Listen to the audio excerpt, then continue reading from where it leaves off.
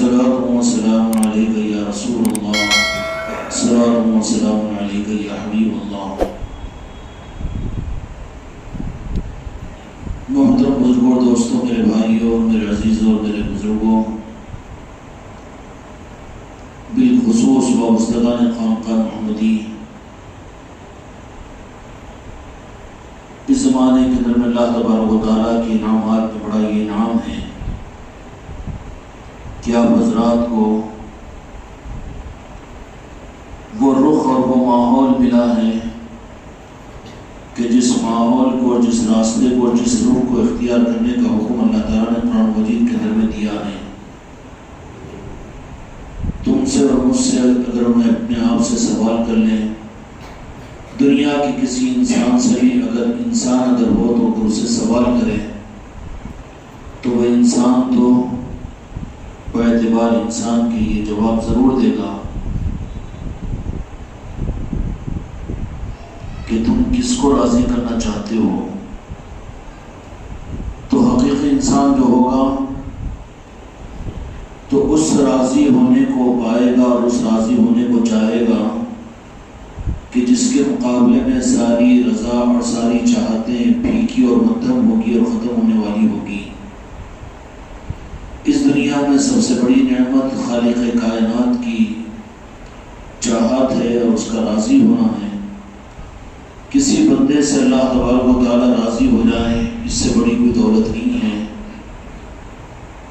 لیکن بندوں کے ذمہ اللہ تبارک و تعالیٰ نے قرآن مجید کے اندر یہ راستہ بنایا کہ تم اپنے لیے، اپنے مزاج اور اپنے طریقے پر اللہ کی رضا کو حاصل نہیں کر سکتے، بلکہ اللہ تبارک و تعالیٰ جن بندوں سے راضی ہوگا، جن بندوں سے خوش ہوگا، اللہ نے یہ حکم دیا کہ اللہ کو راضی کرنا ہے۔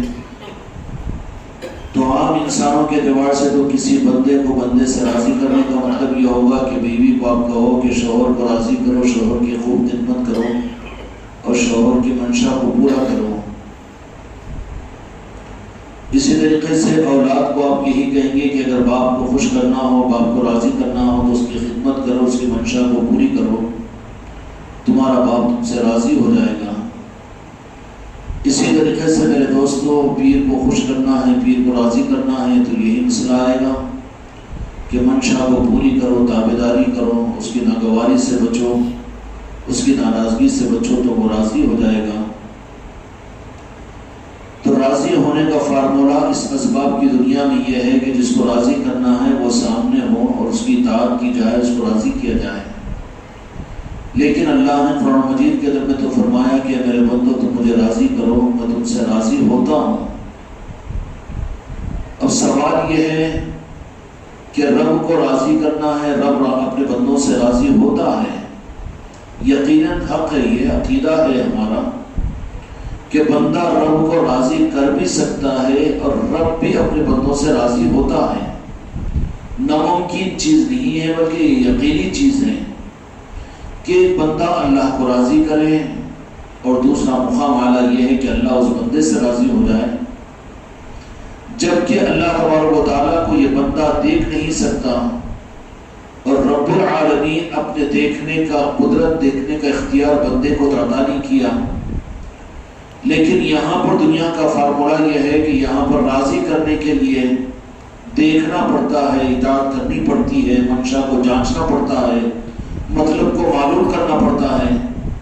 تو ایک کتنا مشکل مسئلہ تھا کہ جو رب دکھتا نہیں ہے اور دکھے بغیر اس رب کو کیسے راضی کرے، اور ہم کیسے مطمئن ہو جائے اپنی زندگی میں کہ رب ہم سے راضی ہو چکا ہے، جبکہ قانون یہ ہے کہ جن کو راضی کرنا ہے وہ نظر آئے گا اور اس کو راضی کریں گے تو وہ راضی کر دے گا اور راضی ہو جائے گا۔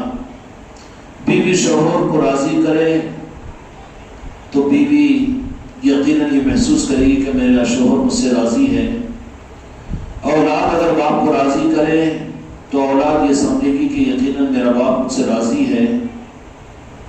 اسی طریقے سے اور دنیا کے اور نظام بھی ہے کہ راضی کرے تو وہ یہ سمجھ جا سکتا ہے کہ ہاں راضی ہے یا ناراض ہے۔ اب مسئلہ یہ ہے کہ حقیقی راضی کرنا یا ناراض ہو جانا ہماری کامیابی اللہ کو راضی کرنے میں ہے اور ہماری بربادی اللہ کو ناراض کرنے میں ہے، تو پھر کتنا اندھوکناک مسئلہ تھا کہ مرنے سے پہلے ہم اللہ کو راضی کر چکے ہیں اور اس اطمینان کے ساتھ میں موت آئے، یا نہیں تو پھر خدا اگر ناراض ہو تو وہ راستہ کون سا اختیار کرے گی جس سے اللہ تبارک و تعالیٰ راضی ہو جاتا ہے۔ اس علم کا حاصل کرنے کا نام فرض ہے۔ طلب العلم فریضۃ، کہ ہم نے علم کو حاصل کرنا فرض کیا ہے۔ یہ علم کہ اللہ کس سے راضی ہوتا ہے، اس علم سے مراد مسائل کا علم نہیں ہے، شریعت کا علم نہیں ہے، علی باتا سے قرآن پاک کا سیکھنا علوم کے ذیل میں ہے، لیکن اصل وہ علم نہیں ہے۔ اصل علم کہ یہ انسان اس علم کو حاصل کرے کہ جس علم کے ذریعے سے اللہ راضی ہو جائے، اور اس علم کا حاصل کرنا فرض ہے۔ سمجھ میں آ نہیں ہوا؟ اس لیے آج رخ کو پھیر کر یہ بتا دیا گیا کہ علم کو حاصل کیا جائے، مسائل کو بے شک ضروری ہے، وہ ضروریات دین میں ہے، فرض نہیں ہے۔ عالم بننا ہر ایک پر فرض نہیں ہے، فقہ حنفی سے واقف ہونا ہر ایک پر فرض نہیں ہے، اپنی ضرورت کے دین کو سیکھنا بے شک یہ فرائض میں داخل ہے، لیکن علم کا اعلیٰ درجہ حاصل کرنا ہر ایک پر فرض نہیں ہے۔ پھر کیا مطلب ہے فریضۃ علی کل مسلم و مسلمہ؟ کیا مسلمان مرد و عورتوں پر ہم نے علم دین کا حاصل کرنا فرض کیا؟ فرض کیا تو جتنے غیر عالم ہیں وہ تارک فرض ہیں، یا جن کو علم حاصل نہیں ہے بیچارے دیہاتوں میں رہنے والے ہیں یا جھوپڑ پٹی میں رہنے والے ہیں، وہ کیا اس فریضے سے دور ہے؟ اور فریضے کا دور کرنے والا، فریضے سے دور ہونے والا تو خدا اس سے ناراض ہو جائے گا۔ فرض وہ ہوتا ہے جس کا توڑنے والے سے اللہ ناراض ہوتا ہے۔ تو پھر وہ علم سے مراد کیا ہے؟ وہ علم دین کا اور شریعت کا علم مراد نہیں ہے، وہ تو ضرورت ہے۔ غریب ہے تو اس کا علم الگ ہے، امیر ہے تو اس کا مسائل الگ ہے، روزے سے ہو تو اس کا دین الگ ہے، رمضان کا دین الگ ہے، نماز کا دین الگ ہے، حج کا دین الگ ہے۔ اب مثال کے طور پر جو حج کو جائے، جو عمرے کو جائے، تو اس کے لیے تو اس علم کا حاصل کرنا جانے سے زیادہ اس پر ضروری تھا، اس لیے کہ جانے کے بعد میں صحیح ہو، اس علم کا حاصل کرنا تو اس کے لیے ضروری تھا۔ لیکن جو عمرے اور حج کو نہ جائے اس کے اوپر اس علم کا حاصل کرنا فرض نہیں ہے۔ زکوٰۃ جن پر فرض ہے وہ زکوٰۃ دینے والوں کے لیے تو ضروری ہے کہ اس علم کو حاصل کریں، لیکن جن پر فرض نہیں ہے ان سے ساقط ہے۔ کیوں میں سمجھ میں آ رہا؟ پھر وہ جو حدیث پاک میں کہا گیا کہ طلب العلم فریضۃ علی کل مسلم و مسلمہ، او کما قال علیہ الصلوۃ والسلام، کہ علم دین کا حاصل کرنا ہر مسلمان مرد و عورت پر فرض ہے۔ وہ علم سے مراد اللہ کس راستے سے کیسے راضی ہوتا ہے، یہ علم شریعت اور علم دین نہیں ہے بلکہ علم معرفت ہے۔ پوری دنیا میں عمومی طور پر علم ظاہر کی پوری دنیا کے اندر میں دھوم اور بوم ہے، حاصل کرنا چاہیے، فضیلت علم ہے، عالم بننا، حافظ بننا، مفتی بننا، شیخ الحدیث بننا اعزاز کی چیز ہے، اس کا انکار نہیں ہے، لیکن فرض نہیں ہے۔ وہ فرض کیا ہے؟ عام مسلمان سے لے کر عام انسان تک، اور عام انسان سے لے کر بڑے اونچے اعلیٰ درجے کے مفتی اعظم تک جو چیز ہے جس کا حاصل کرنا اللہ نے فرض کیا، وہ اللہ کی خوشنودی اور اللہ کی رضا۔ اب اللہ کیسے راضی ہوتا صرف معلوم کر لینا یہ فرض نہیں ہے، بلکہ علم وہ علم نہیں ہے جو منزل تک نہ پہنچائے، بلکہ وہ گمراہیت ہے جو راستے میں گمراہ کر دے۔ علم دین کس کو کہیں گے؟ علم دین کا مطلب یہ ہے کہ وہ چل کر اس راستے کی منزل تک پہنچے۔ علم معرفت کہ اللہ راضی کیسے ہوتا ہے، اور وہ علم اس کو رہبری کرتے ہوئے ذات حق کی رضا تک پہنچا کر کہہ دے کہ یہ منزل ہے، اس کو علم کہتے ہیں علم معرفت۔ علم معرفت یہ نہیں ہے کہ کتابیں پڑھ کر سنا دے، تقریریں سنا دے، یا واعظ صاحب کی مجلسیں دیکھ لے یا تقریریں کر لے، تقریریں کروا لے، بیانات کر لے، بیانات سن لے، یہ علم معرفت نہیں ہے۔ علم معرفت کیا ہے؟ علم معرفت وہ ہے کہ جس کو کہ میرا رب مجھ سے کیسے راضی ہو جائے گا، اور رب سے یہ مانگے کہ اللہ وہ علم کا سہارا عطا فرما کہ جو علم مجھے تیری ذات کی رضا تک پہنچا دے۔ جب بندے کے اندر میں اس علم حق کے حاصل کرنے کی طلب ہوتی ہے، طلب العلم فریضۃ، جس کو فرض اللہ نے کیا ہے، تو پھر اس طلب کی بنیاد پر یہ محتاج محض ہوگا، تو پھر لا محالہ اللہ کی طرف متوجہ ہوگا۔ ایمانداری سے بتاؤ، موجودہ زمانے کے اندر میں اے مریدوں، تم بیعت کیے ہوئے ہو، خانقاہوں میں آنے جانے والوں، ذکر کرنے کرانے والوں، اور عام لوگ بھی یہ سوچیں کہ اللہ کو راضی کرنے کی طلب پیدا ہوئی اور اللہ تبارک و تعالیٰ راضی ہوا نہیں ہوا تو اس کی فکر بھی ہوئی، یا رب سے دعا بھی ہم نے تم نے کی کہ یا اللہ تیری رضا کے اس منزل تک مجھے پہنچا دے۔ یہ ہے اہدنا الصراط المستقیم، یہ ہے اہدنا الصراط المستقیم کہ پہنچا اس ذات تک جس پر تو راضی ہوتا ہے۔ صراط المستقیم وہ سیدھا راستہ جس میں ٹیڑھا پن نہ ہو، جس میں کٹوتی نہ ہو، جو کٹا ہوا نہ ہو، بلکہ وہ سیدھا راستہ ایک بندے کا رب کی رضا تک پہنچنے کا راستہ وہ صراط مستقیم ہے۔ اب تو اس منزل کو حاصل کرنے کے بعد میں اگر اٹکل درمیان میں آ رہی ہے، وہ طلب نہیں، وہ چاہت نہیں، وہ فکر نہیں، وہ جستجو نہیں، تو پھر میرے دوستوں، میرے بھائیوں، دوا استعمال کرے اگر صحت نہ ہو تو اس کا مطلب یہ کہ دوا غلط نہیں، بلکہ دوا تو دوا ہے، لیکن یا تو استعمال کا طریقہ صحیح نہیں ہے، یا تو نے اپنے مرض کے مطابق میں دوا کو نہیں لیا۔ میرے دوستوں، خدا کی رضا، خدا کی خوشنودی اللہ تم کو، مجھ کو، ہر انسان کو عطا فرمائے۔ سارے انسانوں سے انسانوں کا پیدا کرنے والا رب اور مالک اور خالق، اب کوئی اس کو بھگوان کہے، کوئی رام کہے، کوئی کچھ اور کہے، کوئی اور کچھ کہے، جو بھی کہے، لیکن سب کا پیدا کرنے والا تو ایک ہے، اور اس کو راضی کرنا ہر انسان کے اوپر فرض ہے، اس کا حق ہے۔ بھئی ماں سے پیدا ہوا تو ماں کی عزت فرض نہیں ہے کہ نہیں ہے؟ فرض ہے۔ تو جب ماں کے ذریعے سے پیدا ہوا تو ماں کی عزت فرض ہے، تو پھر جس خالق اور رب نے پیدا کیا ہے اس کی رضا کا حاصل کرنا فرض ہے۔ اب اس سے پوچھیں کہ اے اللہ، یا رب، یا ایشور، یا بھگوان، مجھے تجھے راضی کرنے کا راستہ عطا کر، وہ علم عطا کر کہ جس سے میں تجھے راضی کر لوں۔ یہ دعوت کسی مذہب کی، یہ دعوت کسی مسلک اور جماعت کی نہیں ہے، بلکہ ایک بندے کے اور رب کے معاملے کی ہے، ایک بندے اور رب کے معاملے کی ہے کہ یہ رب سے پوچھے، رب سے معلوم کرے، رب سے مدد کرے۔ کیا تمہارے میرے اندر میں طلب پیدا ہوئی کہ خدا راضی ہوا، اس لیے اس راستے کو ہم رب سے مانگتے ہیں کہ اللہ وہ راستہ مجھے عطا فرما، اور وہ راستہ سجا، اور وہ مجھے علم عطا فرما، اور وہ مجھے بصیرت عطا فرما، اور وہ میری رہبری فرما کہ میں تیرے رضا کے مقام تک پہنچ جاؤں۔ یہ طلب ہے ہمارے اندر۔ ہم تو پیر بن کر مطمئن ہو گئے، ہم تو مرید بن کر مطمئن ہو گئے، ہم تو تھوڑی بہت نمازیں الٹی سیدھی پڑھ کر مطمئن ہو گئے، اور ہم تو تھوڑا سا اپنے آپ کو کچھ سمجھ کر، تھوڑا علم حاصل کر کے، تھوڑی کتابیں پڑھ کر، تھوڑے بیانات سن کر، تھوڑے بیانات سیکھ کر اس پر مطمئن ہو گئے۔ مطمئن ہونا ہی تو گمراہیت ہے، مطمئن ہونا ہی تو گمراہیت ہے۔ اور گمراہیت کیا ہے کہ مطمئن ہو جانا اور وہاں پر طلب کا اندر سے ختم ہو جانا، اور اپنے بارے میں مطمئن ہو جانا، یہی تو گمراہیت ہے۔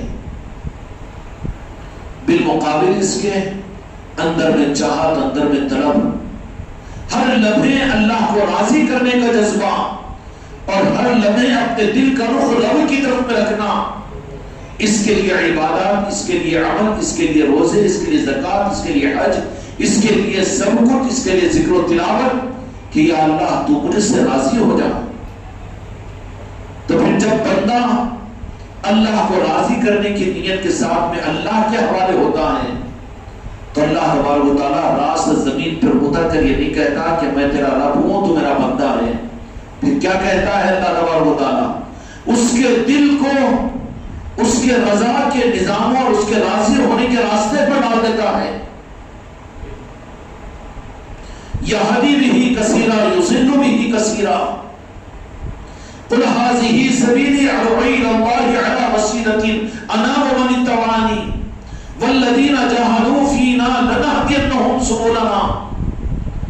جب بندہ کوشش اور جستجو اور طلب اور چاہت پیدا کرتا ہے کہ یا اللہ، یا ایشور، یا بھگوان، یا رام، یا اللہ، یا رحمان، یا خالق، یا مالک، یا رحیم، یا رحمان، میں تجھ کو راضی کرنا چاہتا ہوں اور میں نہیں جانتا کہ تجھے راضی کیسے کروں، اور تو مجھے وہ راستہ عطا فرما دے اور وہ دل کے رخ کو بنا دے کہ جس کے ذریعے سے میں تیری رضا تک پہنچ جاؤں. تو پھر جب بندہ اپنی سچی اور پکی بے غرض کی طلب کے ساتھ میں رب کی طرف متوجہ ہوتا ہے، ایشور کی طرف متوجہ ہوتا ہے، تو پھر وہ رب کا نظام حرکت میں آتا ہے، وہ اللہ کا نظام حرکت میں آتا ہے. وہ خود دھرتی پر اتر کر نہیں آتا بلکہ اس کے دل کے رخ کو ادھر کر دیتا ہے جہاں پر حق ملتا ہے، جہاں پر رب کی رضا ملتی ہے. والذین اتبعوا بالاحسان رضی اللہ عنہ ورضوا، ان لوگوں کے پیچھے چلو، ان لوگوں کی تابعداری اختیار کرو، ان لوگوں کے مرید بنو اور ان کے شاگرد بنو اور ان کو اپنا آئیڈیل بناؤ اور ان کی غلامی میں اپنے آپ کو داخل کرو. رضی اللہ عنہ ورضوا، کہ میں ان سے جیسے راضی ہوا ویسے تم سے راضی ہو جاؤں گا. پھر وہ راستہ ان کے لیے کھلتا ہے کب؟ بندے کی سچی طلب پر. اور طلب ہی اگر نہ ہو، چاہے وہ نبی کی اولاد کیوں نہ ہو، محروم کر دیا جائے گا. طلب نہیں ہے، طلب صدق، دل کی سچائی کی طلب. کیا اللہ میں تجھے راضی کرنا چاہتا ہوں، اے رب میں تجھے راضی کرنا چاہتا ہوں، تجھے میں راضی کیا کروں، کیسے کروں، تو میری مدد فرما. ایمانداری سے میرے بچوں دھوکہ مت کھاؤ. کیا دل میں ہمارے تک طلب ہے؟ معاملات پورے ہو گئے، بے فکری، 5 وقت کی نماز پڑھ لے، بے فکری حج کر کے آ گئے، بے فکری عمرہ ہو گیا، بے فکری قرآن کے 3 پارے پڑھ لیے، بے فکر رمضان کے روزے رہ گئے، بے فکر زکات دے دیے، بے فکر ذکر کر لیے، بے فکر. یہ بے فکری تو راہ طریقت کی موت ہے، گمراہیت کا پیشگاہ ہے. اور جس کو رب کو راضی کرنا ہوتا ہے، جس کو رب اپنے راضی ہونے کا راستہ دیتا ہے، ان کی پہچان یہ ہے کہ ان کے دل میں بے فکری نہیں ہوتی. چلو کل دیکھیں گے، اگلے مہینے دیکھیں گے، اگلے سال دیکھیں گے، اگلے ہفتے دیکھیں گے. اب تو صحت مند ہے، بیماری کا انتظار کریں گے، اور اب تو ہماری جوانی ہے، بڑھاپے میں عبادت کریں گے. یا آج نہیں کل سوچیں گے، یہ نہیں کرتا، بلکہ وہ تو ہر لمحے اپنے آپ کو اس طرف کے ساتھ رب کی طرف متوجہ رکھتا ہے کہ چاہے کچھ بھی ہو جائے رب العالمین، مگر تو مجھ سے ناراض نہیں ہونا. تو کس چیز میں راضی ہے؟ اگر تو راضی ہے سمندر میں کھدوانے پر تو کود کر جان دوں گا اور میں تجھے راضی کروں گا. دنیا ساری برباد ہوتی ہو تو ہو جائے، لیکن رب اور خالق تو مجھ سے ناراض نہیں ہونا. اے ایشور، اے بھگوان، تو مجھ سے ناراض نہیں ہونا. جب اتنا صادق کوئی انسان بنتا ہے، چاہے کسی مذہب کا کیوں نہ ہو، تو پھر ایشور اور رب اور خالق اور کائنات کا مالک وہ پھر اس کو رہبری کے لیے راستے دیتا ہے کہ میں وہاں پر ملوں گا. ان راستوں کا اختیار کرنا ہی طریقت ہے، ان راستوں کا اختیار کرنا ہی طریقت ہے. وہی رب کی طرف سے، وہی بھگوان اور رام کی طرف سے. وہ خود آ کر یہ نہیں کہے گا کہ میں ہوں. کیوں؟ کہ پھر تو بندے کے لیے امتحان ہو جائے گا. اگر کوئی آ کر یہ کہے کہ میں تمہارا رب بھگوان ہوں تو وہ تو اسی کا امتحان لینا شروع کرے گا. تیرے کو بھگوان مانتا ہوں مگر پہلے میرا یہ کام کر. کرے گا کہ نہیں کرے گا؟ اب کام کرنے میں اگر اس کو بزی کر دے تو پھر دنیا کیسے سنبھالے گا؟ انسان تو خود غرض ہے، ہر ایک چاہتا ہے کہ میری غرض پوری ہو جائے. پیر چاہتا ہے میری غرض پوری ہو جائے، مرید چاہتا ہے میری غرض پوری ہو جائے، بیوی چاہتی ہے میری غرض پوری ہو جائے، بچے چاہتے ہیں اپنی غرض پوری، ہر ایک اپنے غرض کا پجاری ہے کہ نہیں؟ اگر وہ رب بھی اپنے وجود کے ساتھ بھی کسی انسان کے سامنے آئے اور کہے کہ میں تیرا رب ہوں، میں تیرا بھگوان ہوں، میں تیرا ایشور ہوں، میں پیدا کرنے والا ہوں، سب ہوگا بعد میں مانتا ہوں، مگر میرے یہ کام ہے میرے پہلے پورے کر، کرے گا کہ نہیں کرے گا؟ اب ایک کے پیچھے اگر بزی ہوا تو پھر سب کو، یہ نظام ہی نہیں ہے رب کا، یہ نظام ہی نہیں ہے۔ رب جن کو قبولیت ادا کرتا ہے، جو رب سے کروا سکتے ہیں، انہی کا حشر یہ مخلوق برا کر دیتی ہے۔ کیا کر دیتی؟ دو جہاں کے مالک میرے آقا نے سمجھانے کے لیے اشارہ، انگلی کا اشارہ کیا تو جان کے دو ٹکڑے ہوئے۔ پھر کیا ایمان تو نہیں لائے؟ کیا کہتے ہیں؟ ارے نعوذ باللہ علیہ باللہ، آپ تو ساحر جادوگر ہیں۔ اپنے نیک بندوں کو، یہ دنیا کے خود غرض انسان، غرض دیکھو حق کی راہ میں سب سے بڑی رکاوٹ ہے۔ وہ غرض چاہے عام انسان کی ہو، چاہے وہ غرض عام مسلمان کی ہو، وہ غرض چاہے مرید کی کیوں نہ ہو، اور وہ غرض کسی پیر کی کیوں نہ ہو، خلیفہ کی کیوں نہ ہو، غرض حق کی راہ میں رکاوٹ ہے۔ اور ہم اور تم برا نہ مانو، ہم غرض کے بندے ہیں، اللہ کے بندے نہیں بن سکے، غرض کے بندے ہیں۔ کہیں بھی اپنی غرض کو ہم سامنے رکھتے ہیں، اپنی غرض کو، ہماری غرض ہے، پہلے یہ بات ہے تو بعد میں سب کچھ ہے نہیں۔ اگر اللہ بھی اتر کر اپنا تعارف کروائے تو پھر اللہ کو بھی تو یہی بولیں گے نا، پہلے ہمارا یہ کام کر دے، اس کے بعد تیری عبادت کرتے۔ تو اس لیے بہت اچھا ہے کہ اللہ تبارک و تعالیٰ کھل کر ہمارے سامنے نہیں آتا۔ پھر اگر اللہ سے مانگو، اللہ تو ہماری مدد کر، رب ہماری مدد کر، ایشور اور بھگوان تو ہماری مدد کر، کہ ہم تجھ کو راضی کرنا چاہتے ہیں، تو اس کا انتظام کیا ہے؟ سیدھا بیٹھو، سو انتظام کیا ہے اس کا؟ اللہ تبارک و تعالیٰ انتظام یہ کرتا ہے کہ جہاں اس کی رضا ملتی ہے وہ راستہ دے دیتا ہے۔ اس لیے اللہ تعالیٰ نے قرآن مجید کے فرمایا کہ تمہارے درمیان میں تم جیسے اپنے محبوب بندوں کو ہم نے بھیجا نبی بنا کر، تاکہ تم ان کو اپنا آئیڈیا اور نمونہ بنا لو، تاکہ ہم تم سے راضی ہو جائیں۔ خدا کو راضی کرنے کا راستہ یہ نہیں کہ جو خدا نظر نہیں آتا، دکھتا نہیں، اور اپنی زندگی میں وہ دیکھ نہیں سکتا، پکڑ نہیں سکتا، اب اس کو راضی کرنے کا مطلب یہ نہیں کہ دھول میں لٹ کی طرف میں گمان پر چلتے چلے جا اپنی پوری زندگی کو ضائع کر دے، بلکہ کیا مطلب کہ اللہ تبارک و تعالیٰ نے اپنی رضا کی جو بنیاد اور مرکز بنایا، وہ راضی تو اللہ راضی، اور اللہ ملا اس کو جن کو وہ مل گئے، اور وہ ذات مرکز توحید، مرکز ایمان اور مرکز رب، ایڈریس کے آف ایڈریس اللہ کیا ہے؟ وہ نارائن پاک مصطفیٰ ہے، ذات مصطفیٰ ہے، کہ جن کو میرے محبوب مل گئے ان کو میں مل گیا، ہے نا؟ کہ آف ایڈریس سمجھ گئے؟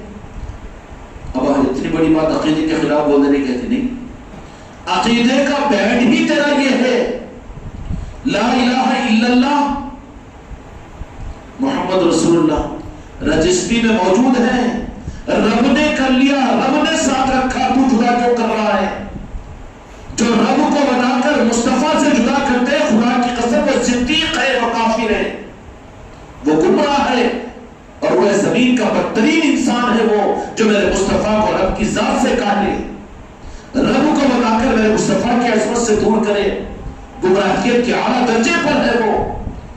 ایسے بندوں سے خدا ناراض ہوتا ہے، اور کہاں ان کے لیے غیر المغضوب علیہم ولا الضالین، اے ایمان والو تم پناہ مانگو ایسے انسانوں سے کہ جو راستے وہ بھٹک گئے ہیں، معلوم رکھ کر بھی بڑے غلط راستے پر نکل گئے ہیں، کہ جو جانتے ہیں کہ اللہ کی رضا کا راستہ صرف میرے مصطفیٰ کی ذات ہے، ان کی عداوت اور ان کی حسد میں کہنے لگے کہ ہمارے پاس قرآن ہے، ہمارے پاس میں تورات و انجیل ہے، زبور ہے، ہمارے پاس وہ سب کچھ آسمانی کتابیں ہیں، ہم اللہ کو راضی کر لیں گے، میرے آقا کی عظمت سے ذرہ برابر بھی ہٹے تو خدا نے رسول علیہ بنا دیا ان کو۔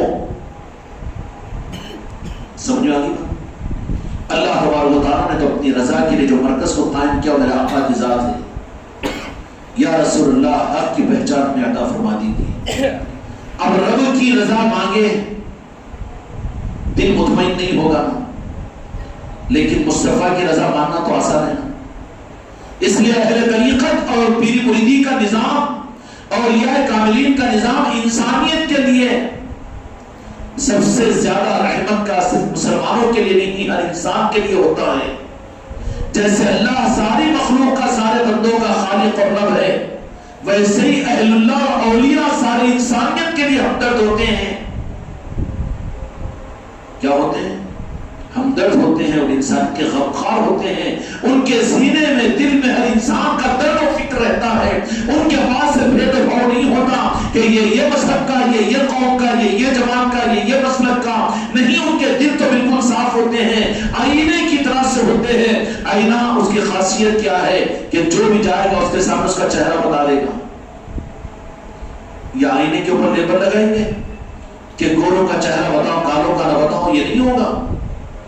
اور یہ اکرام اللہ تبارک و تعالیٰ کے ذریعے سے اپنے محبوب کی نسبتوں کو لیے ہوئے ہوتے ہیں۔ ان کے پاس انسانوں کو دل کا سکون ملتا ہے، اور سارے انسانوں کے لیے ان کو حق ملتا ہے، اور سارے انسانوں کے لیے وہ خیرخواہ ہونے والوں کا نام اللہ والے اور یا اللہ ہوتا ہے۔ اب میرے آقا دو جہاں کے مالک اللہ کی رضا کا مرکز ہے۔ اب میرے مصطفیٰ کی رضا تک حاصل کرنے کے لیے ہم پہنچے۔ اب میرے آقا کے پردہ فرما جانے کے بعد میں یہ مسئلہ پھر مسلمانوں کے لیے مشکل پڑ گیا کہ اب دو جہاں کے مالک میرے آقا راضی ہم سے ہوں تاکہ اللہ کی رضا کی سند ملے، تو پھر اس کی بنیاد کیا کہ ہم میرے آقا دو جہاں کے مالک سے رضا کی سند کیسے لیں؟ جیسے اللہ سے نہیں لے سکتے، عام امتی میرے مصطفیٰ سے بھی نہیں لے سکتے نا۔ آپشن ہے وہاں پر میرے آقا دو جہاں کے مالک۔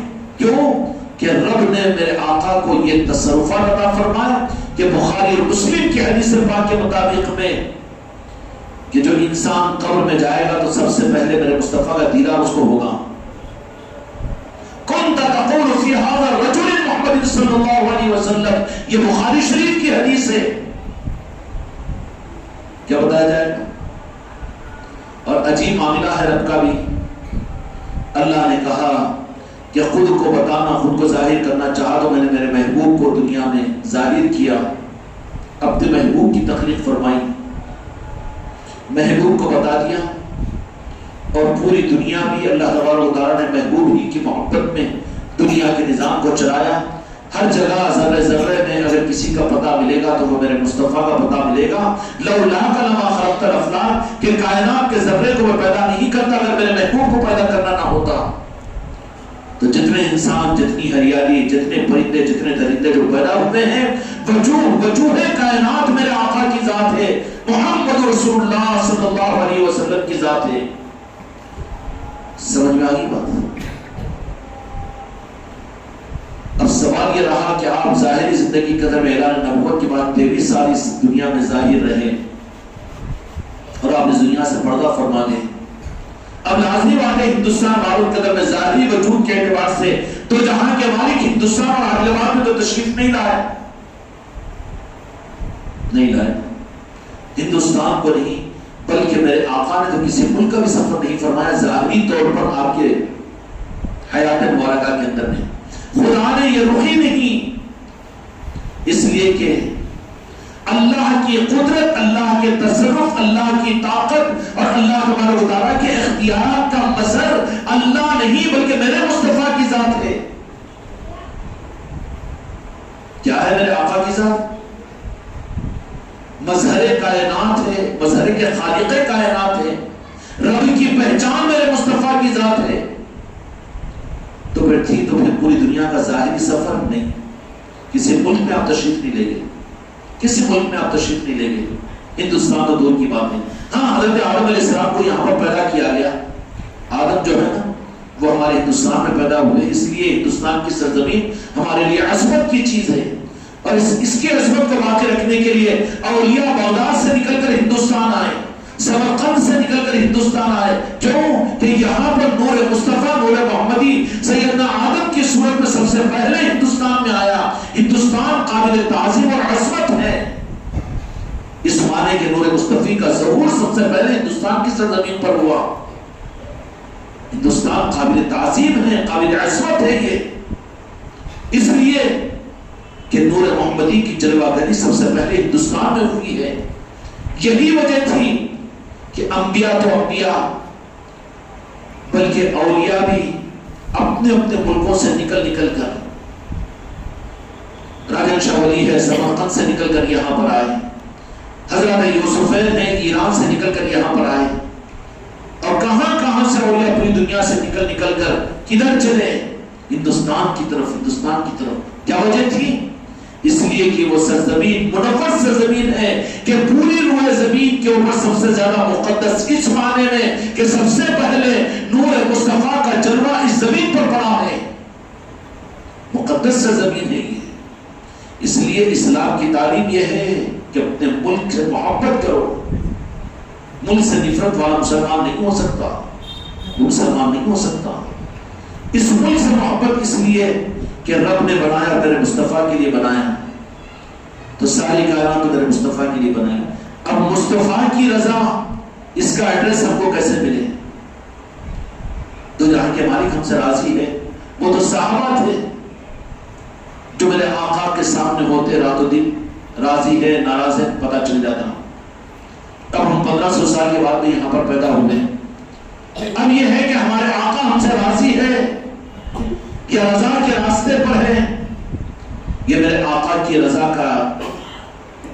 کی سند یہ ہوگی کہ جس پر میرے مصطفیٰ نے رضا کی سند کا اسٹاپ لگا دیا، اس راستے کو ہم اختیار کیے ہوئے ہوں گے. اس راستے کو اختیار کیے ہوئے ہوں گے. اسٹاپ وہاں سے چلے گا، رجسٹری وہاں سے چلے گی. اب مدینے سے جس نظام کی نسبت ہو اور مدینے سے جس اسٹامپ کی ایجاد ہو اور جہاں سے وہاں سے نسبت ہو، بتاؤ میرے بچوں کہ تم مدنی صدی میں پیدا ہوئے، تمہاری ہماری لنک ڈاکومنٹ مدینے سے جا کر کیسے ملے گی؟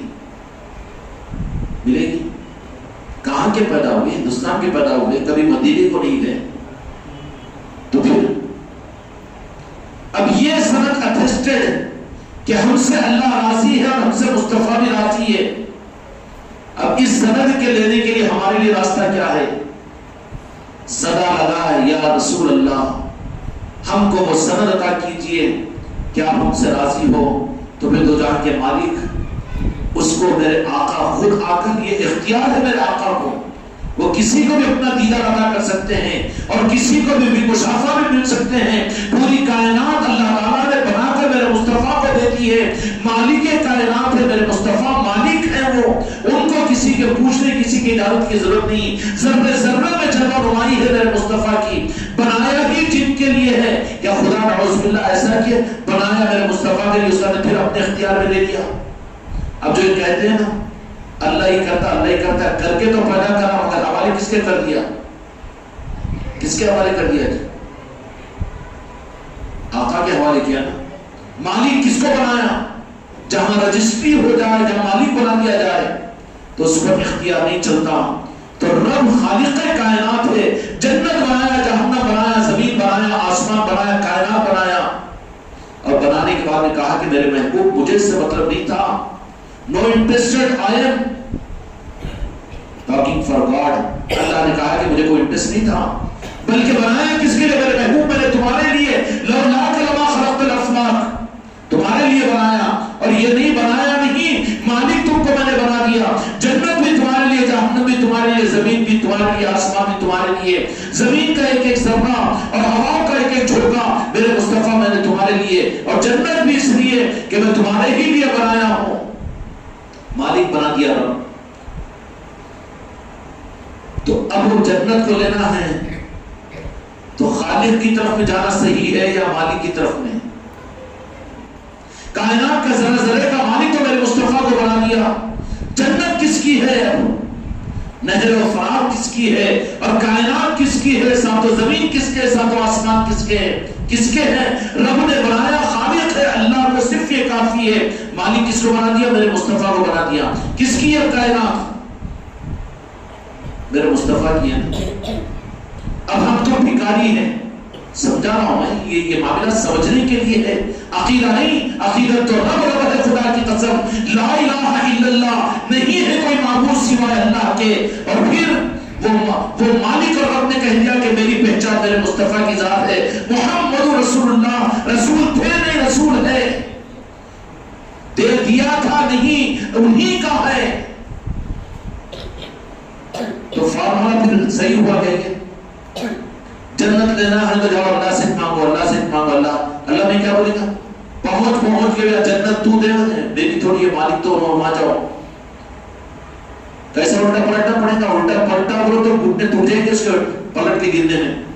سیدھا پلٹا تو ٹھیک ہے، اگر وہاں کا 80 بول کا پلٹا تو گھٹنا پلٹ جاتا نا جی، اور گھٹنا پلٹا تو دھڑام سے گرتا، ریڑھ کی ہڈی بھی ٹوٹ جاتی.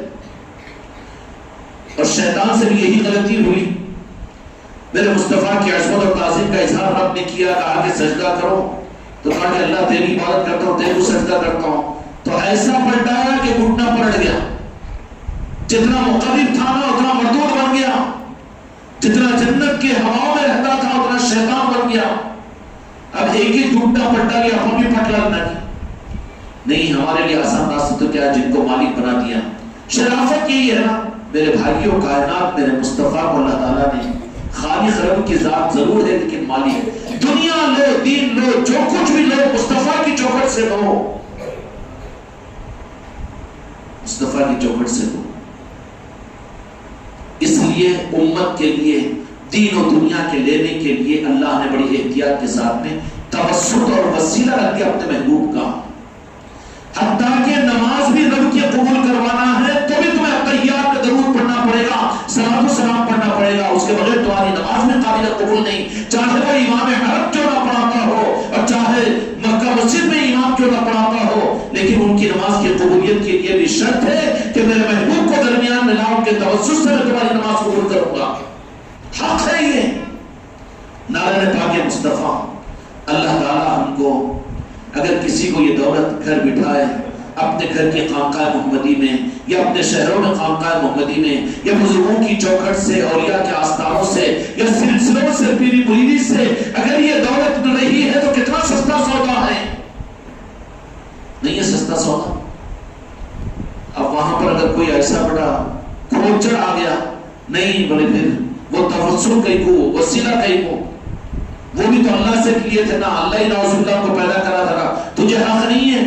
تو اگر کھوجے گا تو تیرے ایک وقت کی روٹی سے مطلب ہے تجھے، روٹی کے لیے تو پھر تو اپنی صدا لگا روٹی کھا لے، مگر یہ مت دیکھ کہ رجسٹری کس کی ہے، مالک کون ہے، کیا تجھے کیا کرنا ہے. تجھے جہاں سے ملتا وہاں سے لے لے. سمجھ میں آگی بات؟ یہ ہے توحید. جو توحید تعظیم اور عظمت مصطفیٰ جس میں نہ ہو، شیطان کی، رحمان کی نہیں ہے توحید.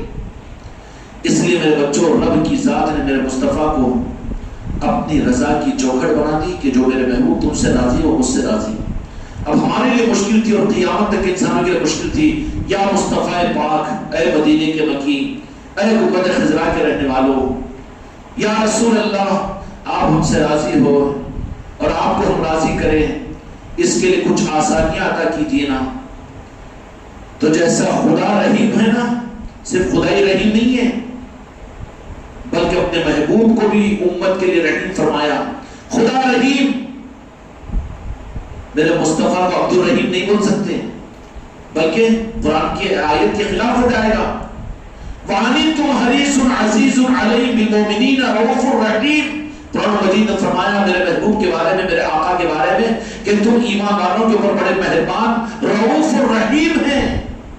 رحیم اللہ نے اپنا نام بھی رکھا، وہیں پر میرے مصطفیٰ کو بھی فرما دیا. تو کیا مطلب ہوا؟ یہ پرتو ہے، اصل وہ ہے، لیکن ملنے والی چیز ذات مصطفیٰ سے.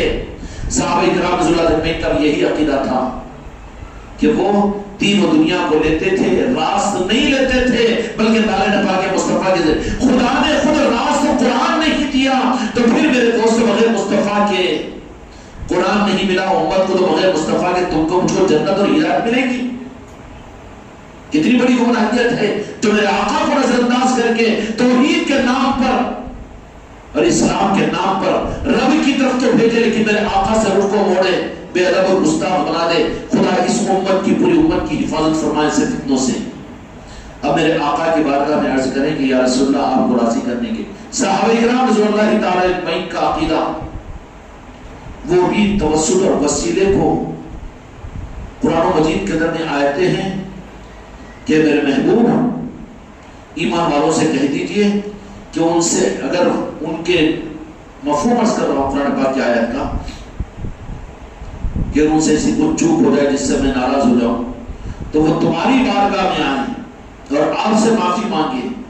اگر وہ تم سے معافی مانگے اور تم نے ہم سے اگر ان کی معافی کی درخواست کی تو وہ ان کے گناہ کو معاف کر دیں گے اور وہ اپنے آپ کو معاف ہونے والوں میں پائیں گے۔ قرآن پاک کی آیت ہے، معاف کرنے والا اللہ نہ جی، پکڑ کرنے والا بھی اللہ نہ۔ اللہ کی پکڑ آسان ہے لیکن بے ادبی اور گستاخی مصطفیٰ کی پکڑ اس سے زیادہ ہے۔ رب معاف نہیں کرے گا، یہ وہ معاف کر سکتا ہے۔ قرآن پاک کی آیت سے عرض کیا ہوں، اور صحابہ کرام رضی اللہ عنہم سے زیادہ قرآن اس زمانے کے مفسر صاحب تو نہیں سمجھ سکتے، اس زمانے کے عالم صاحب اور مفتی صاحب تو نہیں سمجھ سکتے۔ صحابہ کرام رضی اللہ تعالی اجمعین صرف آخرت کے معاملے میں نہیں بلکہ دنیا کے معاملات میں بھی میرے مصطفیٰ کا سہارا لیا کرتے تھے، حتیٰ کہ دنیاوی معاملات کے اندر بھی۔ مشہور احادیث کی کتابوں میں بات مل جائے گی کہ مدینہ منورہ میں ایک مرتبہ اتنا قحط آیا کہ آسمان سے بارش بند ہو گئی، بکریاں مرنے لگی، انسان پریشان ہو رہے تھے۔ تو سید کائنات نہیں، حضرت اما جان عائشہ صدیقہ رضی اللہ عنہا کے پاس صحابہ پہنچے کہ مدینے میں قحط سالی ہے، ذرا دعا کیجیے اما جان۔ تو کہا کہ دعا، اچھا۔ تو حضرت عمر رضی اللہ عنہ کا غالباً زمانہ تھا، کہا کہ گنبد خضرا کے اوپر ایک کھڑکی ہے، اس کھڑکی کو کھول دو۔ یہ کیا جی وسیلہ، یہ کیا اولیاء کا واسطہ، اور یہ کیوں بزرگان دین کا، یہ کیوں خواجہ جی کی نسبت پر مجلس سے، کیوں خواجہ جی کا در، خواجہ جی کی چوکھٹ؟ ارے ارے ارے ارے سمجھ میں نہیں آ رہا ہے تجھے؟ ملک الموت سمجھائے گی، تیرے عقیدے کو صحیح کرے گی، سمجھ جا وہ تو بہت اچھا ہے۔ جیسے ہی گنبد خضرا کی اس کھڑکی جو اوپر بنی ہوئی تھی اس کو کھولا گیا تو فوراً پورے مدینہ منورہ کے اندر میں بارش ہونی شروع ہو گئی، بارش ہونی شروع ہو گئی۔ بارش یہ دنیا کی ضرورت تھی، دنیا کی ضرورت پر بھی صحابہ کرام در مصطفیٰ پر پہنچا کرتے تھے۔ کہاں پہنچا کرتے تھے؟ ایک نہیں دسوں واقعات آپ کو مل جائیں گے کہ دنیا کے معاملات میں بھی در مصطفیٰ کے سوالی بنتے تھے صحابہ کرام رضوان اللہ تعالی۔ بھرے مجمع کے اندر میں ایک آدمی کھڑا ہوا مسجد نبوی کے اندر میں، مسلم شریف کی حدیث سے، یا رسول اللہ صلی اللہ علیہ وسلم ہماری کھیتیاں سوکھ رہی ہے، درخت سوکھ رہے ہیں، کھجور خشک ہو جا رہے ہیں، دعا فرمائیے، مدینے میں قحط سالی آ رہی ہے۔ میرے آقا اسی منبر نبوی پر بیٹھے ہوئے جمعہ کے اندر میں، بس کیونکہ بات جہاں پہنچنا ہے وہ پہنچ گئی۔ صحابہ فرماتے ہیں کہ مسجد سے نکل کر مدینے میں اپنے گھروں تک گئے تک ہم بھیگ چکے تھے، اور اتنی بارش ہوئی کہ سارے تالاب، سارے کنویں سب کچھ بھر گئے مدینے میں، اور لبالب ہو گئی۔ اب دوسرا جمعہ آیا لیکن بارش کیا جھڑی لگنا بولتے ہیں اس کو، مدینے میں جھڑی لگ گئی تھی۔ پھر دوسری جمعہ میں آئے اور صحابہ کرام نے کہا یا رسول اللہ صلی اللہ علیہ وسلم بارش ہو چکی ہے، اب یہ آگے کی بارش ہمارے لیے، اب یہ خدا کی رحمت کا تحمل ہمارے اندر میں نہیں ہے، ہم چاہتے ہیں کہ بارش رک جائے۔ میرے آقا نے مسکرایا، بارش بند ہوگی۔ کیا ہوگی؟ بارش بند ہوگی۔ میرے آقا کی عظمت ہے، خدا کی قسم یہی ایمان ہے، یہی ایمان ہے۔ ایک قافلہ واپس آئے مدینہ منورہ کے اندر میں، صحابہ کرام پیچھے دو جہاں کے مالک رہا کرتے تھے، تو ایک عورت کا نوجوان لڑکا جو شہید ہو چکا تھا میدان میں، تو صاحب نے والوں سے اس ماں نے آ کر بلبلا کر پوچھا کہ میرے بیٹے کا کیا حال ہے، تو انہوں نے پیچھے اشارہ کیا کہ پیچھے پیچھے پیچھے پیچھے پیچھے، حتیٰ کہ میرے آقا دو جہاں کے مالک تک وہ پہنچی، اور پہنچ کر حدیث کی کتابیں سنانا، بخاری مسلم کی، اس کو تو برداشت کرو جو بخاری اور مسلم کو تم مدرسوں میں پڑھاتے اور پڑھتے ہو، جس کے حوالے دیتے ہو، اس سے بھی تم کو میرے آقا کی عظمت سمجھ میں نہ آئے تو کیا پھر دجال اگر سمجھائے گا تم کو، شیطان اگر سمجھائے گا؟ میرے آقا نے بھی اشارہ کیا کہ پیچھے، تو جب میرے آقا نے فرما دیا پیچھے، اشارہ ہونا تھا کہ وہ نوجوان اس میدان سے نکل کر بھاگتے ہوئے آیا جو شہید ہو چکا تھا۔ حدیث ہے یہ، میرے آقا مختار کل گئے، مالک نے، خالق نے مالک بنا دیا میرے مصطفیٰ کو، دین و دنیا کی ہر حاجت اور ضرورت نانے پاک کے مصطفیٰ پر پوری ہوتی ہے۔ انا قاسم، تقسیم کرنے والا میں ہوں۔ سمجھ میں آ گئی؟ اب سوال یہ پیدا ہوتا ہے کہ دو جہاں کے مالک، جب آپ پردہ فرما چڑھے تھے، پھر قحط ہوا مدینہ منورہ کے اندر میں، حضرت عمر رضی اللہ عنہ لے کر نکلے صحابہ کرام کو اور نماز استسقا پڑھی، سب کچھ ہوا۔ اس کا امیر المومنین نے نماز پڑھایا، رخ ہی بدل جاتا ہے۔ یہ پھر رخ یا اولیاء کی چوکھٹوں میں جا کے کئی کو جن کے پاس میں منت مرادہ، کئی کو یہ کرنا، جانے دو، کیونکہ حق کی طرف میں جا رہے ہیں، وہ مسلک و جماعتوں کی طرف میں تو نہیں جا رہے، جانے دو چوکھٹوں کی طرف میں، عام انسانوں کو بھی جانے دو حق کی طرف میں، اولیاء کی طرف میں۔ تم حق کی طرف میں نہیں لے جا سکتے، لیکن کوئی ہمارا برادران وطن ولی کی چوکھٹ پر جا رہا ہے تو حق کا ایک قدم آگے بڑھ رہا ہے، وہ بڑھنے دو، مت روکو اس کو۔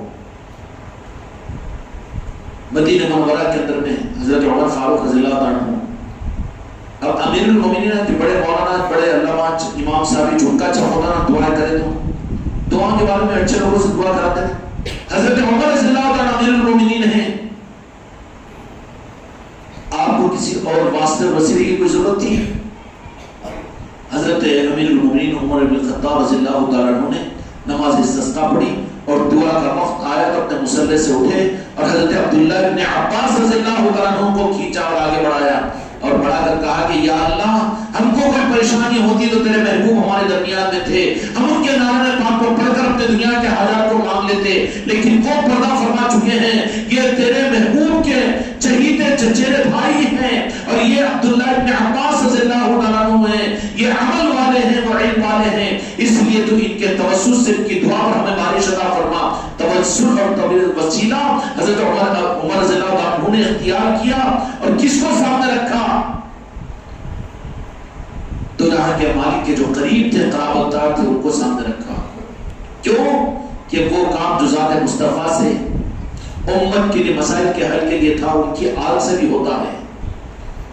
اب یہ سب کچھ اس لیے میں نے کہا کہ ہمارے بس میں تو نہیں کہ ہم مدینہ منورہ کو رات جائے یا دو جہاں کے مالک سے اپنے مسائل کو حل کروائیں، لیکن میرے مصطفیٰ پاک نے ساری انسانیت پر رحم کھا کر اپنی آل کو پوری دنیا میں پھیلا دیا۔ سلطان وحید خواجہ قادقان، خواجہ غریب نواز کو اس ملک میں کنہوں نے بھیجا؟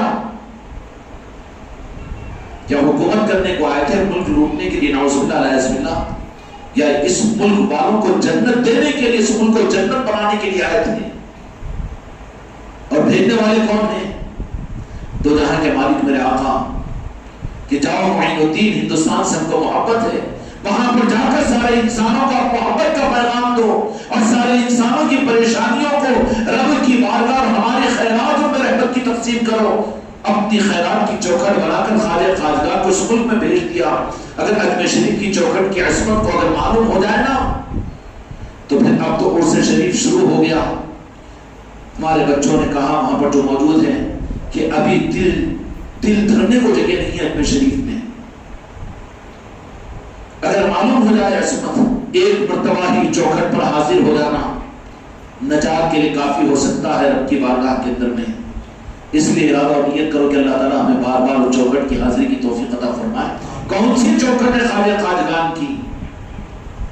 دو جہاں کے مالک میرے آقا نے 700 سال کے بعد میں خواجہ خواجگان کو اہل ہند کے لیے اپنی نورانی نسبتوں اور اپنے خدا کی رضا کی اس سند کو دینے کے لیے خواجہ خواجگان کو ہندوستان کو بھیجا۔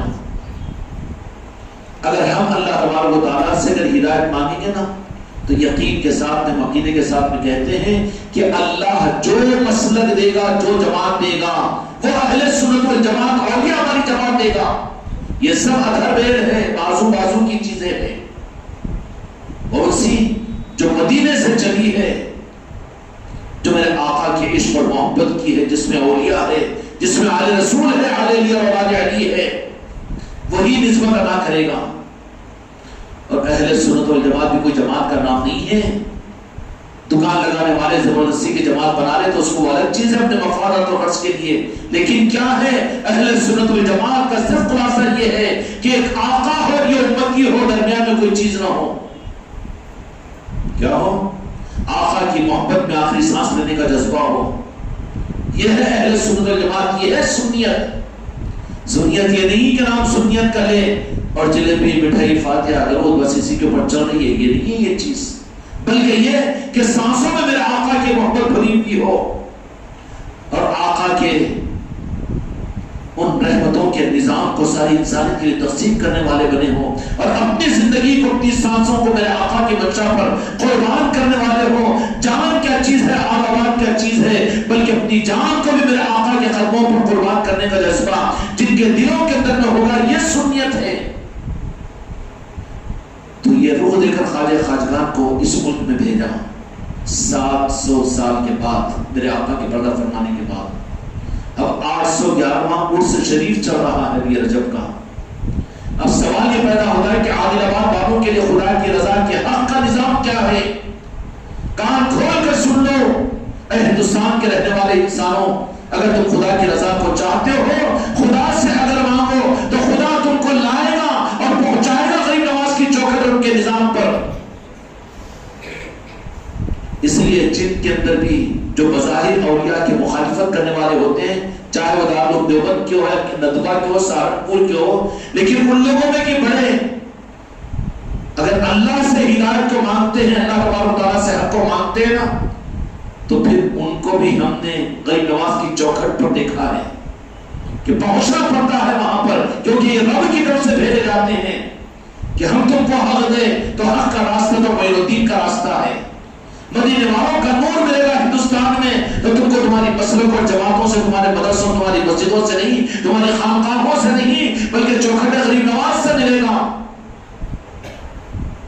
کہاں سے ملے گا؟ قانون کے رسول کی بات ہے نا جی۔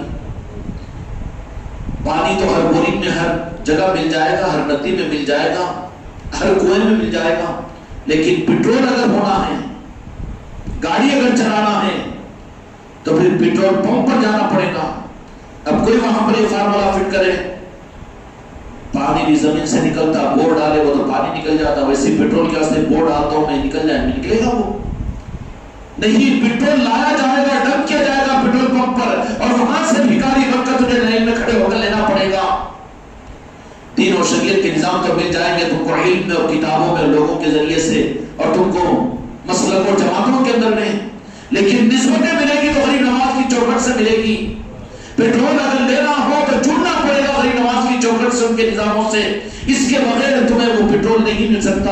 ہاں پانی زندگی کی ضرورت ہے، ٹھیک ہے، اس کے انکار نہیں کرتے، لیکن پیٹرول کی اگر چاہت ہو تو تمہیں تو پیٹرول پمپ کے پاس جانا پڑے گا، اور وہ ہے پیٹرول پمپ کی صورت میں سلطان ہند خواجہ خواجگان خواجہ غریب نواز کی چوکھٹ۔ اب سوال یہ پیدا ہوتا ہے کہ حق کی تو یہاں کے مالک سے ہم سوال کریں، یا رسول اللہ صلی اللہ علیہ وسلم ہم کو بھی حق دیجئے، تو پھر تو یہاں کے مالک نے کہیں گے کہ حق لینا ہے تو میرے معین الدین کے پاس میں جاؤ، ان کے نظام سے لے لو، ان کی چوکھٹ سے لے لو، ان کے در سے لے لو۔ تو ہندوستان والوں کے لیے مدینے کی خیرات بھی جو ملے گی وہ چوکھٹ غریب نواز سے ملے گی۔ اب اس کا مطلب کیا ہے کہ ہر ایک کے لیے ممکن ہے کہ غریب نواز کی چوکھٹ پر جا کر بیٹھ جائے؟ ممکن نہیں ہے، تم جا کر بیٹھ نہیں سکتے۔ خوش نصیب ہے میرے وہ بچے جو 15 دن کے لیے اپنے جا کر غریب نواز کی چوکھٹ پر بیٹھ رہے ہیں، ان کو موقع مل رہا ہے۔ اللہ اس نظام کو بھی قیامت تک اس خانقاہ محمدی میں چلائے۔ یہ بھی غریب نواز کی نوازش ہے زمانے کے اندر میں عجیب و غریب، جو اس خانقاہ محمدی کو خاص طور پر نصیب ہوئی۔ 15 دن کے لیے سلسلہ وار جا رہے ہیں بچے۔ تو نسبت غریب نواز کا مطلب کیا ہے کہ اس حق کی رضا کے لینے کے لیے ہم پوری زندگی مشرق کی چوکھٹ پر جا کر بیٹھ جائیں۔ اگر ایسا نہیں کر سکتے، جو گئے ہوئے ہیں، جو وہاں بیٹھے ہوئے ہیں، وہ قابل قدر ہے، مجھ کا انکار نہیں کر سکتے، لیکن ایک اختیار تمہارے میرے اندر میں ہے کہ اپنے دل اور اپنے قلب کے اوپر غریب نواز کے در کی چوکھٹ کو چوکھٹ لگا دو. امید اگر کچھ آئے تو چوکھٹ غریب نواز یاد آئے. چاہت اگر کوئی خواہش اندر میں پیدا ہوئے تو غریب نواز کی چوکھٹ کی یاد آ جائے. اٹھے اور بیٹھے تو کوئی چیز اگر تصور میں ہو تو غریب نواز کی چوکھٹ. کیونکہ میں بول رہا ہوں تو یاد آ رہی کہ نہیں آ رہی؟ یہی چوکھٹ فیضان غریب نواز تم کو مدینے والوں کی رضا تک پہنچائے گا. مدینے والوں کی رضا ہی تو خدا کی رضا. یہ ہے وہ اسسٹڈ اور یہ ہے سرٹیفائیڈ اور یہ ہے لنک ڈاکومنٹ جو خدا کی رضا کا راستہ ہے. والذین اتبعوا بالاحسان رضی اللہ عنہم ورضوان وأعد لهم جنات تجری تحت الانہار خالدین فیہا ابدا ذلک الفوز العظیم. اگر تم چاہتے ہو فوز العظیم بڑی کامیابی حاصل کرنا تو آؤ ان چوکھٹوں پر. اور خوش نصیبی میرے بچوں میرے سلطان غریب نواز کی یہ ہے کہ انہوں نے اپنی چوکھٹ کی خیرات نہیں بلکہ اپنے در کی خیرات اس خانقاہ محمدی کے ذریعے سے میرے غریب نواز نے تقسیم کرنے کا فیصلہ کیا ہے. اس کا مطلب عصمت غریب نواز کی چوکھٹ کی کم نہیں. خدا کی قسم وہ تو وہ ہے. لیکن ماں باپ کو محبت کی نگاہ سے دیکھیں تو حج و عمرے کا ثواب بالکل ثواب ہے. لیکن جو حج و عمرہ ہوتا ہے وہ اصل ہے اپنی جگہ. کوئی حج کوئی عمرہ کعبۃ اللہ کے بغیر نہیں ہوتا. یہ بات نہیں جھوٹا ہے. جو عصمت غریب نواز کی چوکھٹ کو اجمیر کو ہے وہ اپنی جگہ ہے. لیکن خوش قسمتی اہل تلنگانہ کی یہ ہے اور جنوب والوں کی یہ ہے کہ خانقاہ محمدی کی صورت میں خواجہ خواجگاہ ایک چوکھٹ. اب اتنا بڑا دعویٰ کر لوں تو آپ اس کی دلیل بھی تو پوچھیں کہ دلیل ہے یہاں کے شب و روز. یہاں کے شب و روز میں کن کی یاد ہوتی ہے؟ تمہارے گھروں میں چشتی ارمان یہ کس بات کی دلیل ہے؟ اور تمہارے گھروں کے اندر خواجہ خواجگان کے نام کا جتنا اور خواجہ خواجگان کی نسبت کی محفلوں کا کرنا اور پھر خوش نسبتی تو پوری تاریخ کے اندر میں پہلی مرتبہ سلطان الہند خواجہ خواجگان خواجہ غریب نواز نے ابھی تک کسی کو یہ دولت عطا نہیں کی. لیکن اس سال خانقاہ محمدی والوں کو یہ دولت ملی ہے کہ نشان غریب نواز بھی خانقاہ میں انشاءاللہ کل عصر کے بعد میں لگے گا اور منگل کے دن سارے مریدین کے گھروں پر لگے گا. عصر کے بعد اپنے گھروں پر منگل کے دن مریدین اپنے گھر پر خواجہ خواجگان کا نام کا نشان لگائے. کسی کو نہیں ملا یہ اپارٹمنٹ صرف خانقاہ محمدی کو ملا ہے. سمجھ میں آ رہی بات؟ تو پھر ہم نہ کہیں یہ خواجہ جی کی خاص نوازش ہے. خدا مہربان تو خدا پہلوان ہوتا ہے نا. تو جب ہے مہربانی تو کیوں ظاہر نہیں کریں گے؟ کیوں ظاہر نہیں کریں گے؟ ورنہ خدا پکڑ لے گا. فاما بنعمتی ربی کا فحدث کہ اللہ چاہتا ہے کہ نعمتیں ملی تو اس کو ظاہر کرو. تو یہ جب نعمتیں ملی ہے تو ہم ظاہر کیوں نہیں کریں گے؟ کس کی رعایت میں؟ ہمیں کس کی رعایت ہے؟ ہمیں کسی کی رعایت نہیں ہے. ہم کو کسی کی رعایت کی کیا ضرورت ہے؟ چاہے سارا زمانہ لو روٹ جائے لیکن خواجہ جی آپ نہ ہم سے روٹ جانا. ہماری زندگی کا مقصد تو یہ ہے. یہ نوازش ملی ہے غریب نواز کے ذریعے سے کہ کل انشاءاللہ ساری خانقاہوں کے اندر میں کل مغرب سے پہلے نشان لگے گا. سمجھ میں آ رہی بات؟ عصر کے بعد میں یہاں پہ بھی تشریف لائے لکشمی پیٹ والے بھی ہر جگہ کی خانقاہوں میں کل نشان لگے گا. کون سا نشان؟ ابھی تک امت میں نشانات کا سلسلہ باقی ہے. یہ ان کا فیض ہے ان کا کرم ہے. لیکن یہ اعزازی نعمت ہے. اعزازی نعمت ہے. اس کی مثال کیسی ہو؟ ابھی تک تو بابا حکیموں کی حکمت چلتی تھی. ہیموپیتھی کا علاج چلتا تھا. لیکن اس زمانے کے اندر میں ہیموپیتھی کے آپریشنوں کا نظام ڈاکٹروں کا نظام چلا تو وہ علاج بھی ضروری تھے اس زمانے کے حساب سے. لیکن آج کے آپریشن کی ضرورت ہے. اگر آپریشن کو چھوڑ کر اس کو ہیموپیتھی کی دوا دینا شروع کر دو ایوریتھی کی دوا تو آپریشن والا مریض تو مر جائے گا. وہ علاج بھی تھا لیکن یہ بھی علاج ہے. سمجھ میں آ رہی بات؟ اسی طریقے سے میرا شریف کی جو نشانات تھے خدا کی قسم اس نشان کے مقابلے پر کوئی نشان نہیں. غوث العظم پیر غوث العظم دستگیر احمد الرضوان کے جو نشان ہیں وہ گھروں کے اوپر حفاظت کی دستگیری کے نظام ہے. ان کی عظمت اپنی جگہ. لیکن یہ نوازش کی زمانے کے اندر میں اپنے گھروں پر میرے بچوں کو میرے غریب نواز کی چوکھٹ سے اس سال یہ ہوئی ہے. ابھی تک نہیں ہوئی تھی. اس سال 10-12 سال خانقاہ کی تاریخ ہو چکی ہے. اگر ہماری طرف سے دینا ہوگا تو ہم کب کی دے چکے تھے. لیکن اس سال میرے غریب نواز کی نوازش یہ ہوئی ہے کہ خانقاہوں پر بھی اور مریدین کے گھر پر بھی منگل کے دن گھروں پر لگے گا نشان. کس کا؟ خواجہ خواجگان سلطان ہند خواجہ غریب نواز کے گھروں پر لگے گا خواجہ جی کا نشان. کسی کو نہیں ملا ابھی تک کی تاریخ میں. یہ صرف نعمت ملی ہے خواجہ غریب کی چوکھٹ سے. اب کوئی بدنصیب میرا مرید تو وہ نہیں ہوگا کہ جو اس نعمت کی ناقدری کرے. ان محبتوں کے اثرات یہ ہے کہ یہاں کی انسانیت ایک دوسرے کے ساتھ ملی ہوئی تھی, نفرتیں نہیں تھی. یہ انگریزوں نے آ کر یہاں کے لوگوں کے, مسلمانوں اور عام لوگوں کے, انسانوں نے دلوں میں نفرتیں پیدا کر کے انہوں نے کاٹنے کا فارمولا انگریزوں نے لایا. جوڑنے کا نظام تو غریب نواز لا کر اس طرح سے جوڑا تھا یہاں پر کہ یہاں پر ایک دوسرے کی عیدوں میں دوسروں کو خوشی دینے والے, ایک دوسروں میں محبتوں میں ساتھ میں رہنے والے, شیر و شکر کی طرح سے رہنے والے. یہاں نفرت نہیں تھی خواجہ جی کے ہندوستان میں. ان انگریزوں نے 100 سال پہلے آ کر یہاں نفرتیں پیدا کر کے چاک کر دیا اور کاٹ دیا. اگر پھر سے نفرتوں کو ختم کر کے ہندوستان کی سالمیت اگر چاہتے ہو اور ہندوستان کی بڑھاوی اور ہندوستان کی حفاظت اور ہندوستان کی ترقی چاہتے ہو تو اس بات میں چھپی ہوئی ہو کہ سارے انسان اپنے اس ملک کو مستحکم کرنے والے اور عظمت دلانے والے سلطان ہند کے نظام سے جڑ جائے تو پھر سے امتوں کو اور ساری انسانیتوں کو وہ رحمتوں اور برکتیں آج بھی ملے گی. پھر وہ ہندوستان ہم دیکھ سکیں گے جو آج سے 150 سال پہلے تھا. اس لیے چشتیہ عید میں انشاءاللہ ہم سب کو بلانے کی کوشش کریں گے انشاءاللہ. اللہ تعالیٰ آپ کے ساتھ ہو.